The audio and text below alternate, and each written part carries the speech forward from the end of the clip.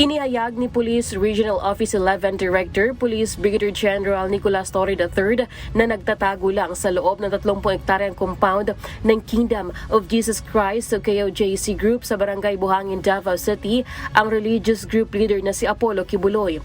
Batay sa impormasyong nakuha ng Philippine National Police, ginagawa umanong hideout ni Kibuloy ang naturang lugar kaya bantay sarado ng mga miyembro nito ang palibot at nagsisilbing human shield ng kanilang leader. Diyan siya, ginagamit nila ang kanyang mga tao para i-shield siya. Based on the information that we have, we are inclined to really believe na nandyan siya.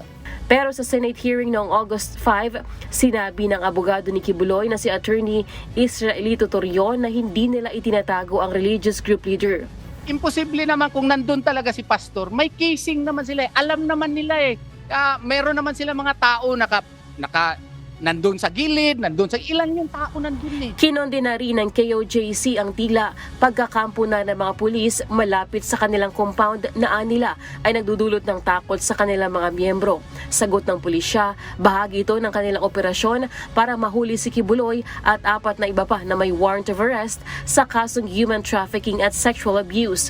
Ayon pa kay General Torre, handa nilang pasukin ng KOJC compound sa Barangay Buhangin kung papayagan ng pamunuan ng KOJC para patunayang hindi nila itinatago ang kanilang leader.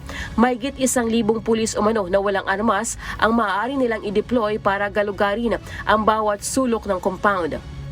Sige, kung yan ang gusto nyo, that we play hide and seek in the 30-hectare property, papasukin nyo kami at ipapahanap ko si Mr. Kibuloy dyan sa loob nang walang violensya. Hindi ako magpapadala ng baril sa loob. Sige, mga tao kung naka-uniforme ng ganitong patrol shirt, unarmed, pagbigyan nyo, hanapin natin si Mr. Kibuloy dyan kung ayaw nyong ibigay ng kusa at dinideny nyo. Because ako'y naniniwala na nandyan sa loob. Pagtitiyak ni Torre, patuloy ang police manhunt operations hanggat hindi sumusuko si Kibuloy at ang kanyang mga kapwa akusado. Aminado rin si Torre na malaking hamon sa kanilang puwersa ang paghahanap at paghuli sa religious group leader. It's really a pressure on the part of the PNP and the other law enforcement agencies. Nakakahiya. We cannot arrest a single person. Una nang nag-alok ang pamahalaan ng 10 milyong reward para sa ikadarakip ni Kibuloy habang tig 1 milyong pisong pabuya naman para sa 4 niyang co-accused. Lelaine Moreno, humahataw sa Balita Ngayon.